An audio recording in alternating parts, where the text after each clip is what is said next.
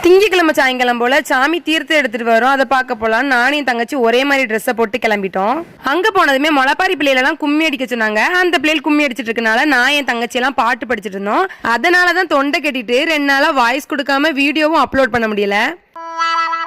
சாமியும் கன்னியாகுமரிக்கு போய் தீர்த்தெல்லாம் எடுத்துட்டு வந்ததுமே கொஞ்ச நேரம் சாமி ஆடிட்டு இருந்தாங்க, வெடிலாம் போட்டுட்டு இருந்தாங்க.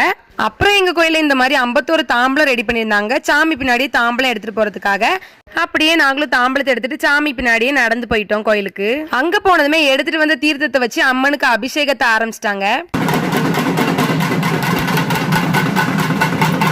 அம்மனுக்கு அபிஷேகம் முடிஞ்ச உடனே நாங்களும் வில்லு பார்க்கலாம்னு சொல்லிட்டு வில்லு பார்க்க உட்காந்துட்டோம். கொஞ்ச நேரம் தான் உட்காந்து வில்லு பார்த்துட்டு இருந்தோம். அதுக்குள்ள எல்லாத்துக்கும் கண்ணு சொக்க ஆரம்பிச்சிட்டு சரி என்னடா பண்ணலான்னு பேந்த முடிச்சுட்டு இருந்தோம். அப்பதான் கொட்டு சத்தம் கேட்டுச்சு. சரி கொட்டையாவது பார்க்க போலாமேன்னு போனா அங்க கொட்டுக்கு டான்ஸ் ஆடிட்டு இருந்தது என் தம்பியும் அவன் ஃப்ரெண்ட்ஸும் தான். அதுலயும் அவனும் போடுற ஸ்டெப்பை பார்த்தா என்னால சிரிப்பை கண்ட்ரோலே பண்ண முடியல.